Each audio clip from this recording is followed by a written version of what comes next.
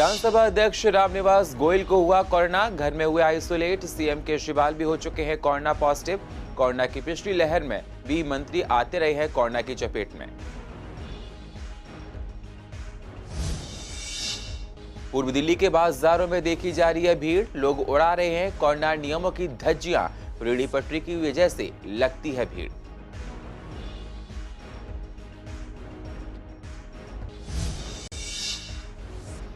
राजीव गांधी अस्पताल में फिर से शुरू की गई ओपीडी सेवा, मरीजों को मिल ही रहा जीटीबी में पहले से चालू है ओपीडी सेवा।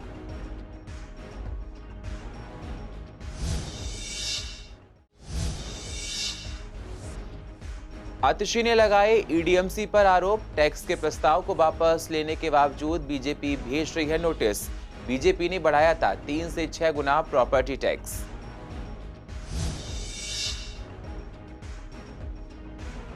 और दरिंदगी का एक वीडियो हो रहा है वायरल, पुलिसकर्मी ने कुत्ते को बुरी तरह से पीटा, पुलिसकर्मी को किया गया लाइन हाजिर।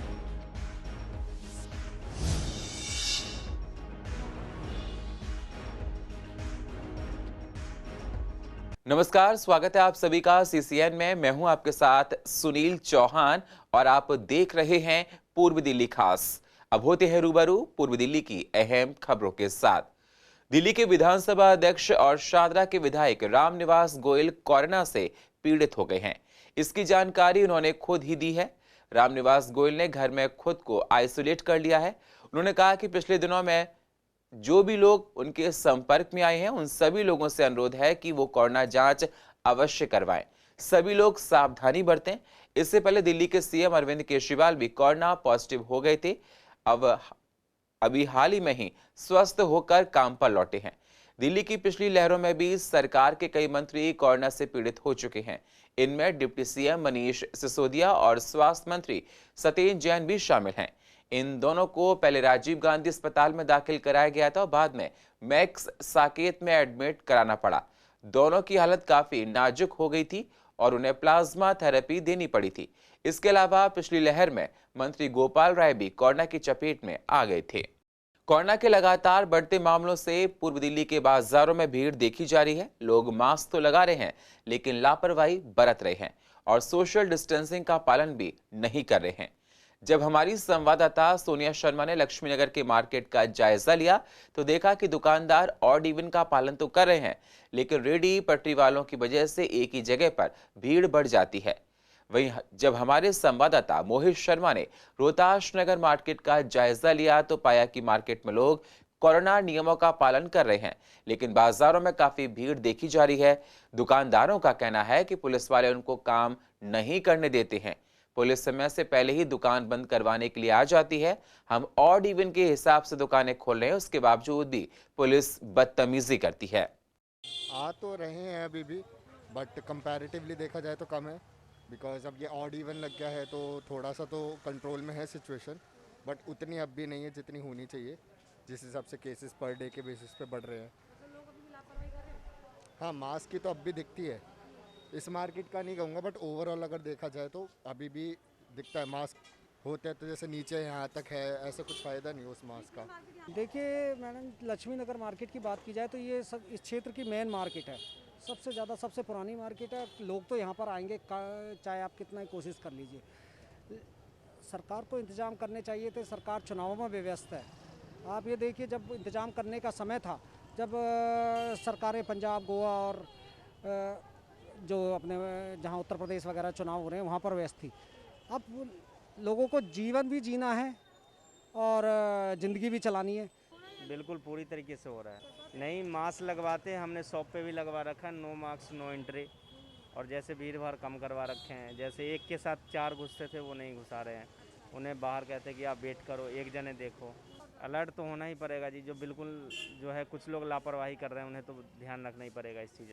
लक्ष्मी नगर के तो मार्केट के हालत, हालांकि ओवन ईट पे दुकानें कर दी गई हैं, उसके बावजूद भी भीड़ बहुत ज़्यादा। ये पब्लिक के लिए अवेयरनेस जो है, पब्लिक में अवेयरनेस नहीं है, वो बिना मास्क के घूम रही है, वही इफ़ेक्टेड है और उसी से ही जो केसेस बढ़ रहे हैं। क्योंकि इस मार्केट में इतना ज़्यादा रश हो जाता है, पुलिस की तरफ से भी बड़ा रोका जा रहा है, बट लोगों को अवेयरनेस नहीं है, लोग मास्क लगाने को तैयार नहीं है। सर सोशल डिस्टेंस का पूरा पालन हो रहा है यहाँ, पुलिस पूरे उसमें है।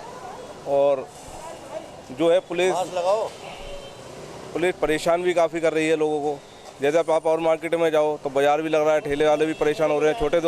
छोटे बाज़ार में आप जाइए, पूरी मार्केट लगी है। यहाँ पे क्या है, कोई थोड़ा इधर खड़ा है तो 2000 रुपये का चालान। पुलिस मतलब हर तरह से पैसे से लूट रही है, दुकानदार परेशान है। पहली बात तो ये है कि ना, रैलियों में भीड़ हो रही है, तो यहीं पे दिक्कत हो रही है कि यार सारा कोरोना यहीं आ रहा। कोई समझ तो है ना किसी चीज़ की। कोई अगर एक जनों के लिए रूल बनाया तो सबके लिए होना चाहिए ना। तो ऐसा थोड़ी ना कि किसी के एक के लिए है दूसरे के लिए नहीं है। सोशल डिस्टेंसिंग हो रही है यहाँ पर? सर सोशल डिस्टेंसिंग तो पूरी सोशल डिस्टेंसिंग हो रही है। क्या हो रहा है, जब ग्राहक ही नहीं है, काम ही नहीं है, तो सोशल डिस्टेंसिंग ही है। एक हिसाब से घर बैठ जाओ, काम पे आ जाओ, घर बैठ जाओ, बात एक ही है। ठीक है, अब इतनी बड़ी बड़ी रैलियाँ हो रही हैं, उसमें कोई दिक्कत परेशानी हो रही है कि किसी को? एक बस तोड़ी है उन्होंने, 100% उसमें कर दिया, सिटिंग कर दी 100%। ठीक है, तो हम क्या तोड़ें? या तो अपनी दुकान ही तोड़ के बैठ जाएं, हैं, फिर हमारी भी 100% को कर देंगे। कोई ऐसे इसमें कोई कम से कम कोई लॉजिक तो होना चाहिए ना। सारे कानून इसी रोड पे हैं और कहीं रामनगर पे रेडियाँ लग रही हैं। रामनगर रोड पे सारी रेडियाँ लग रही हैं, कोई पुलिस वाला नहीं मना कर रहा है। छोटे बाजार में सारी रेडियाँ लग रही हैं, कोई मना नहीं कर रहा है। यहाँ रेडियाँ लगा लो, पटरी लगा लियो, परेशान करते हैं पुलिस वाले। कोरोना के बढ़ते खतरे को देखते हुए राजीव गांधी सुपर स्पेशलिटी अस्पताल में ओपीडी सेवाएं कुछ समय के लिए बंद कर दी गई थी, लेकिन अब फिर से ओपीडी सेवाएं यहां आने वाले मरीजों के लिए शुरू कर दी गई हैं। साथ ही जीटीबी अस्पताल में भी ओपीडी सेवाएं चालू हैं। अस्पताल में मरीज हजारों की संख्या में आ रहे हैं और इलाज भी उनको मिल रहा है। आगे क्या कुछ कहा मरीजों के साथ आने वाले लोगों ने, जरा आप भी सुनिए। वो मेरे जो है ना ये गार्ड थी, इसके लिए दवाई और जांच कराने के लिए आया था। तो इलाज मिला? हाँ, इलाज ओपीडी हो रही है, चल रही है, डॉक्टर देख रहे हैं और दवाइयाँ दे रहे हैं। कोरोना के मामले जो है ना, तो उन्होंने अलग बना रखा कोरोना वालों को। कोरोना वालों को अलग बनाया हुआ है दूसरे गेट पर। यहाँ से वहाँ से किसी को ना आने देते हैं ना जाने देते हैं। नहीं ओबीटी में दिखाया। हाँ, पहले कोरोना टेस्ट हुआ। नहीं कोई नहीं ऐसा कोई हुआ था। ये चोट लग गई थी स्कूटी से, तो आंख में लालीपन आ गया, जबड़ा सुन्न हो गया है। तो हम यहाँ पे दिखा रहे, कोई यहाँ पे सुनवाई नहीं, कुछ नहीं है। कितने टाइम से आ रहे हैं यहाँ पर? नहीं आए तो हमें बताया गया कि यहाँ पे ठीक, यहाँ पे अच्छा इलाज होता है। तो हम आए थे, आज ही आए थे दिखाने के लिए। कागज वागज पर्चा वर्चा सब बना लिया, बन गया। लेकिन वही है कि अभी गए थे 15 नंबर वार्ड में, भेजा था, वहाँ कोई डॉक्टर ही नहीं है, कोई कुछ नहीं है। कोई कह रहा शिफ्ट हो गया, कोई कह रहा चला गया, कोई ये कह रहा वो कह रहा। कोई टेस्ट तो करवा लिया था, वो तो कुछ ऐसे नहीं। बाथरूम का दिक्कत है, दर्द बन रहा है, 1 साल से दवाई खा रहा हूँ। तो डॉक्टर मिल रहे हैं यहाँ पर? हाँ, डॉक्टर तो मिल गया जी। नहीं, डॉक्टर वैसे कम बैठे हुए हैं। हाँ, जैसे 2-4 बैठते हैं, इतना नहीं, एक आध का बैठे हैं। डॉक्टर के पास कोरोना चेक करा करके और गए हैं, डॉक्टर दवाई लिख दिए, करा दवाई ले लो। तीनों नगर निगम ने ट्रेड लाइसेंस, कॉमर्शियल प्रॉपर्टी, वेंकेट प्रॉपर्टी और रेंटेड प्रॉपर्टीज पर 3 से 6 गुना प्रॉपर्टी टैक्स बढ़ाया था, जिसको लेकर आम आदमी पार्टी विधायक आतिशी ने कहा कि बीजेपी एमसीडी पर बढ़े हुए टैक्स के प्रस्ताव को वापस लेने के बावजूद व्यापारियों को लाखों के नोटिस भेज रही है। वहीं ईस्ट एमसीडी के नेता विपक्ष मनोज त्यागी ने कहा कि पूर्व दिल्ली की जनता को धोखा देने का काम किया है। आगे क्या कुछ कहा मनोज त्यागी ने, जरा आप भी सुनिए। भाजपा शासित नगर निगम ने licence fees, storage licence fees, trade licence fees, साथ ही कमर्शियल हाउस टैक्स में 5 गुना वृद्धि की, तो आम आदमी पार्टी के तमाम नेताओं ने, तमाम पार्षदों ने एक मार्केट में जाकर के व्यापारियों के हस्ताक्षर कराने का काम किया। 5 लाख से ज्यादा व्यापारियों ने उन पर हस्ताक्षर कर इस बढ़े हुए करों का विरोध किया। भाजपा जो इस विरोध से डरी, उसके बाद नगर निगम में एक प्रस्ताव लाकर जनता को धोखा देने का काम किया और उन्होंने इसको आईवॉश करने का काम किया। लेकिन मैं आपको बताना चाहता हूं कि उस प्रस्ताव लाने के बावजूद भी आज तक नगर निगम से ये बढ़ी हुई दरें वापस नहीं हुई है। इसकी कोई आधिकारिक पुष्टि नहीं हुई है।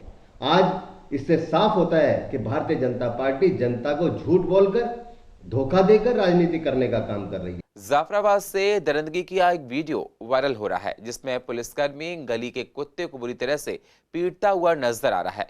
पुलिसकर्मी का कहना है कि वह बाइक पर जा रहा था तो उसे लगा कि कुत्ता उसको घूर रहा है, तभी वह आनन फानन में बाइक से उतरा और अपना डंडा बेजुबान जानवर पर चला दिया। पुलिसकर्मी ने कुत्ते को इतनी बुरी तरह से पीटा कि कुत्ता अधमरा हो गया, जिसके बाद आवाजें सुनकर आसपास के रहने वाले लोग अपने घरों से निकले। तब तक पुलिसकर्मी रफू चक्कर हो गया था। फिलहाल पुलिसकर्मी को लाइन हाजिर किया गया है। पूर्व दिल्ली के गीता कॉलोनी इलाके में सब्जी मंडी में कोरोना नियमों की धज्जियां ना उड़े, इसके लिए दुकानों पर भी ऑड इवन का नियम लागू करना पड़ा, जिसके बाद दुकानों पर नंबर डाल दिए गए हैं। वहीं स्थानीय लोगों ने बताया कि प्रशासन ने सब्जी मंडी को यहां से हटा दिया था, लेकिन दुकानदारों को दुकान लगाने के लिए जगह नहीं दी गई, जिसकी वजह से सब्जी के दुकानदार अपनी रेहड़ी इधर उधर लगाते हैं, जिससे लोगों की भीड़ बढ़ती है और स्थानीय लोगों को परेशानी होती है। जहां ये सब्जी मंडी थी वहां पर अब अवैध पार्किंग लगने लगी है। देखिए, हमारे यहाँ जो पुरानी सब्जी मंडी पहले बात तो शिफ्ट की नहीं गई और रेहड़ी वाली जगह जो है आज अक्रोचमेंट कर रखी है दिल्ली सरकार द्वारा।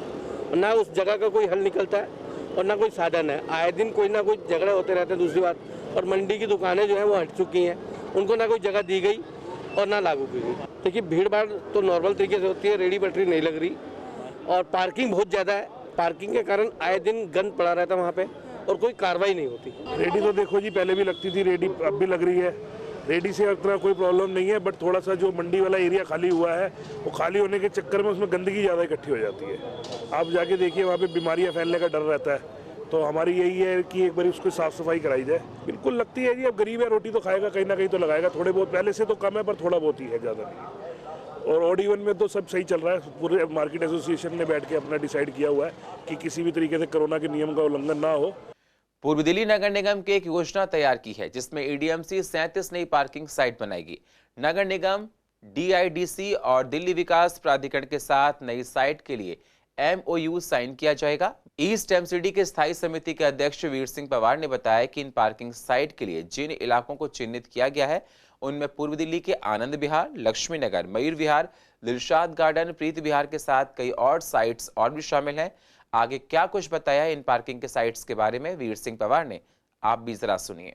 27 नई पार्किंग DSIDC और DDA के साथ मिलकर के जो जमीन DSIDC और दिल्ली प्राधिकरण की पड़ी हुई है, उनके साथ मिलकर के RP सेल ने, जो हमारा लाभकारी परियोजना विभाग डिपार्टमेंट है, उसने मिलकर के और इस तरह से 37 नई साइटों को निकाली हैं और बहुत जल्दी उनमें पार्किंग की व्यवस्था की जाएगी, क्योंकि पार्किंग की एक बहुत बड़ी समस्या पूर्वी दिल्ली नगर निगम में है और हमेशा रेजिडेंट की कंप्लेंट रहती है पार्किंग नहीं होने के कारण से आपसी विवाद बढ़ते हैं।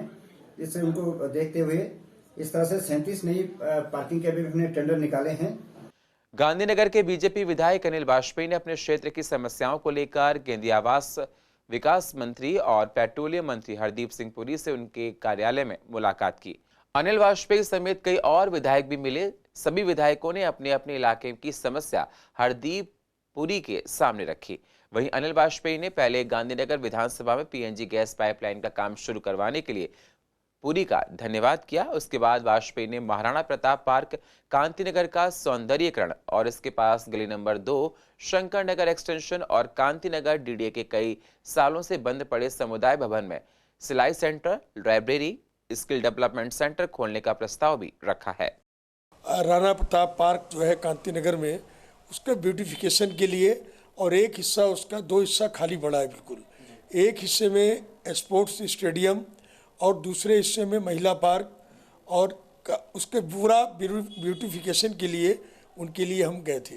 दूसरा मेरा मसला था कि गली नंबर 2 शंकर नगर एक्सटेंशन में और कृष्णा नगर थाने के पास जो कम्युनिटी सेंटर है, वहाँ पर 2 कम्युनिटी सेंटर हैं, सारे खाली पड़े हैं और उन कम्युनिटी सेंटर में 3-3 साल हो गए, आज तक कोई बुकिंग नहीं आई। तो मैंने उनसे ये रिक्वेस्ट किया था माननीय मंत्री जी से कि आप DDA के वाइस चेयरमैन से बोल के इतना करा दीजिए कि या तो कोई वहाँ स्किल सेंटर खुल जाए, कोई लाइब्रेरी खुल जाए, कोई वहाँ पर सिलाई सेंटर खुल जाए।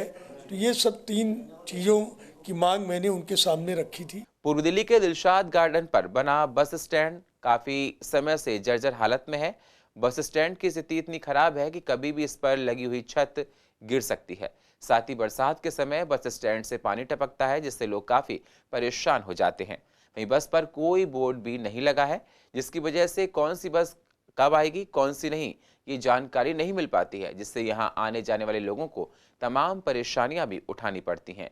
बस स्टैंड पर लोगों ने अपनी रेहड़ियां भी लगानी शुरू कर दी हैं, जिसके कारण से लोग सड़क पर खड़े होते हैं। यहाँ पे बसें आती हैं, सुबह को टाइम से रुकती हैं और अपने टाइम पे निर्धारित समय होते ही जाते हैं यहाँ से। यहाँ की जो हालत है और बस स्टैंड की हालत जो है बहुत ज़्यादा ख़राब है। अगर इसकी स्थिति के अनुसार देखा जाए तो किसी को चोट भी लग सकती है या किसी के आंख में गिर सकता है कुछ, तो इसका समाधान होना चाहिए। बरसात में तो बहुत ज़्यादा दिक्कत होती है, पूरा बस स्टैंड ही टपकता है। यहाँ पे खड़े होना बहुत ही भारी पड़ता है लोगों को। नहीं, बस स्टैंड पे जाते हैं सुबह, जब जिस समय की गाड़ी आएंगी उस समय जो है यहाँ की बसें सुबह ही रहती हैं। अब कहाँ कोई इंतजार कर रहा है मैडम, सबके पास गाड़ी घोड़ा का साधन हो गया। कोई मुश्किल है, एक आध दो सवारी शाम को जब भी कोई गाड़ी, बस सुबह सुबह जो सवारी होती है, शाम हमको तो कोई सवारी होती नहीं। तो ये पॉकेट वाले करेंगे ना, ये तो जो सामने वाले है नहीं, तो कभी भी वास्ता हो सकता है, कभी भी गिर सकता है। 24 जनवरी 2021 यानी कि रविवार को पुत्रदा एकादशी है। पौष मास में शुक्ल पक्ष में पड़ने वाली एकादशी को पौष पुत्रदा एकादशी कहा जाता है। हिंदू धर्म में पुत्रदा एकादशी का बहुत महत्व है और सभी व्रतों में सबसे ज्यादा महत्व एकादशी का होता है। इस दिन भगवान विष्णु की पूजा की जाती है। पौराणिक मान्यताओं के अनुसार पुत्रदा एकादशी पर विधि विधान से व्रत रखने पर संतान की प्राप्ति होती है। पुत्रदा एकादशी वर्ष में 2 बार आती है। पुत्रदा एकादशी सावन और पौष मास में पड़ती है। जिन लोगों के संतान नहीं होती है, अगर वो पुत्रदा एकादशी व्रत का पालन करते हैं तो निश्चित है संतान सुख उनको मिलेगा। या जिनकी संतान है और उद्दंड है, कहना नहीं मानती है, वो भी पुत्रदा एकादशी व्रत को रखते हैं तो संतान के विचारों में सुधार आएगा, उनके आचरण अच्छे होंगे। या संतान रोगी है, बहुत दुखी है, तो माता पिता संतान के लिए अगर पुत्रदा एकादशी व्रत का धारण कर लेते हैं, उसका पूरा नियम निभाते हैं, तो निश्चित है पुत्र को आरोग्यता प्राप्त होगी।